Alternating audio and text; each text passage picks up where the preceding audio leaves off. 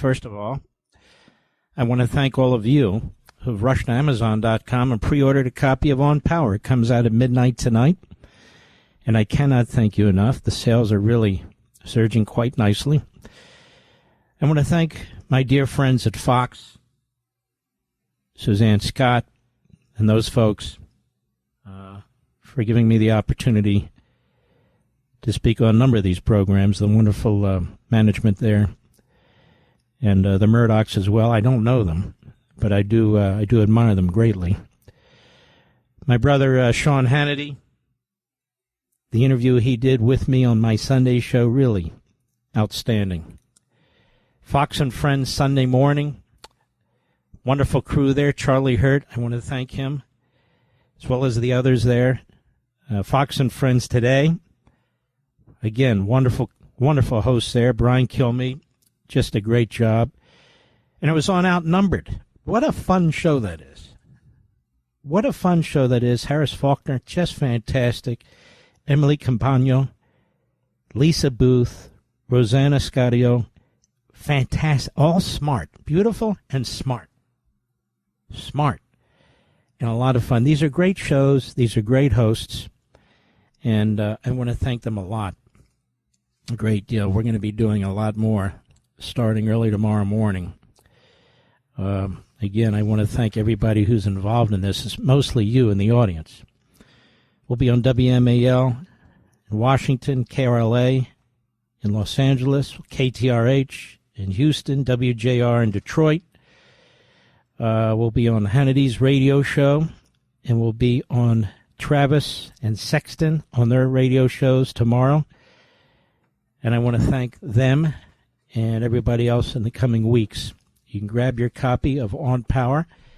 Many of you have heard a lot about it by now from me and others, and I've posted a lot on my social media sites. I just think this is a book that overlays with what's taking place in this country. Really, it's serendipitous in a way, but it's more than that. It's not a book that is timed for right now, even though it clearly embraces what's going on now. It's a book for all time, and it's down under $20 if you order it now.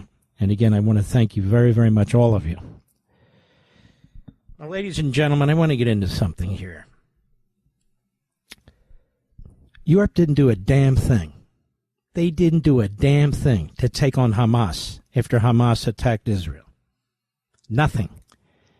Almost from the get-go, they've been calling for Israel to enter into a ceasefire, for Israel essentially to surrender their hostages, even though they say they care about them in Europe. They don't. What Europe is doing is what Europe always does. Europe is the home of the Holocaust. Europe is the home of the Third Reich. Europe's the home of Stalin. Europe's the home of Marx. That's right. Europe's even the home of climate change and the radical left agenda in our own country. Europe was the home of the new left that overtook our country in the 60s and 70s. Europe is the home of the fusion, the Muslim Islamists, with their open borders. France has been conquered by the radical Islamists. Britain's been conquered by the radical Islamists. Much of Europe has been conquered. Some of our blue states, and particularly inner cities, are being conquered. Minneapolis, St. Paul, for one. New York could be. Just look what's taking place. Hamas is a bunch of monsters, subhuman, rabid, violent monsters, just like ISIS, just like Islamist Jihad, just like Al-Qaeda and Muslim Brotherhood. They murder, they torture, they rape in the name of God. How sick is that? Their target is you and me and anybody who doesn't bend the knee to them. Israel's this tiny country that's been at war now for soon to be 2 years. And other than its alliance with the United States, it has had no support, none, from Europe. Zero. Zero. Instead, what we got from the Biden regime, and by I say support from the United States, I mean mostly Donald Trump and his presidency. But what we got from the Biden regime and Blinken and Sullivan and the Democrats in Congress and in the media and in academia, what we get from the left in Europe, throughout Europe and the rest of the world, is what? Israel should surrender. That's what they mean by ceasefire. Israel should just abandon its hostages. Israel should just wait for another day to get attacked again. No country on the face of the earth would do that, but Israel is expected to do it. We also have the isolationists in our own country who support Hamas, the Islamic Jihad, the Islamists, more than they support the West that they're constantly attacking. Our own country that they're constantly attacking. We're the imperialists. We're the colonialists. Then they call themselves influencers. That's a little narcissistic, don't you think, Mr. Producer? Influencers of what? So what's happening now? What's happening in Gaza is that people are going without food. Now, why is that? Why is that? This is almost a 2-year war. Why are people going without food? Because the Israelis are starving them? No, they're not. The Israelis are providing more food to the Palestinians in Gaza than any nation on the face of the earth has ever provided to any enemy that it's ever fought. This is a last desperate move by Hamas to save itself by slaughtering its own people. And no, you don't think that's possible? What do you think Putin's doing to his people? He's lost upwards of 1 million people because he wants to hold on to power? What do you think Stalin did to his people? Millions of them died at the hands of the Nazis as part of a military strategy to encircle the Nazi army. I could go on and on. Mao slaughtered millions of his own people. Mao did, Stalin did, Putin does, Xi is, and Hamas is. They execute their own people summarily. They steal food from their own people. They sell it back to their own people at confiscatory rates that they cannot afford in order to fund their terrorism. And what does France do? A two-state solution. A two-state solution with who? With who? France has been conquered. Macron is a coward. Macron has helped destroy France.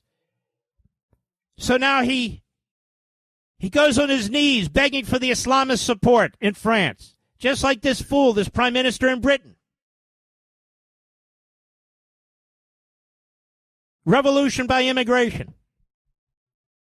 And can you imagine where we'd be in our country? It's worse. It's bad enough. But can you imagine where we'd be with 4 more years of Biden and Harris and the Democrats? It'd be over. Absolutely over, just like in Europe. And so what do the media do? Much of our media. That the people in Gaza need to eat and the Israelis need to do more. The President announced today we've already given $60 million or so. The Israelis need to do more. Not the Europeans. Not the Arab countries. Not the Palestinians. Under Abbas, the Palestinian Authority. No. The Israelis need to do more. While their own soldiers are being killed in combat. While their hostages are being starved to death. Raped and tortured. What remains of them. The Israelis need to do more. And if they don't, starvation is on them, not Hamas.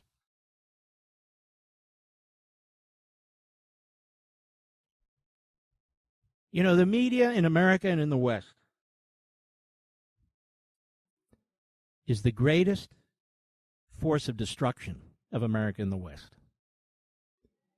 I mean, we see it in our own media here. It lied about the Hunter laptop. It lied about Biden's cognitive abilities. It lied about Obama's, and still does, direct role in Russiagate, Russian collusion. It lies all the time. Because the same Democrat Party forces, the same left-wing forces in these left-wing parties in Europe, run the media. They control the culture, whether it's academia, whether it's the media, whatever it is. They run the media. They run the culture. It's just like you and me. Here we are in America. We're the problem. The hardworking Americans who pay taxes, who follow the law, who raise our kids properly, who don't ask anything from anybody. We're the problem. We, you and me. Not the illegal aliens, not the criminals. You and me, we're the problem. The Israelis would have ended this war with Hamas a long time ago if Biden hadn't stopped them. They would have ended this war with Hamas a long time ago. There are left-wing forces in Israel, as there are in our own country, as there are throughout Europe. Marxist forces, left-wing forces, in and out of their government, in and out of their judiciary, their legal community, certainly in their media, who undermine their own country, just like they do here in our country. As they do in our country. Hamas slaughtered the Israelis. Hamas took the hostages. Hamas has raped and tortured and killed hostages. Hamas refuses to make any agreement in which they have to release what remains of the hostages. I explained here several weeks ago, because then they'll think, rightly so, we don't have any leverage against the Israelis. Hamas was backed by Qatar. Hamas was backed by Iran. Iran was funded by Biden. And so we're supposed to hate on the Israelis, and most of all on Netanyahu, you see. If Netanyahu would just drop dead, everything would be fine. It would be wonderful. Just put one of the stooges in there, one of the left-wing party leaders. That'll fix it, yeah. Israel will agree to anything. They'll have their so-called ceasefire for about 3 weeks. The Iranians will get powerful again. Hezbollah will get powerful again. And, of course, Hamas will survive. After all of this, would we support a leader who did that in America? No, we wouldn't. Why do we love Donald Trump? Because he'd never tolerate this. He's strong. Why do we love Ronald Reagan? Same thing. Same thing. So our media reports that people are starving in Gaza, and they blame Israel.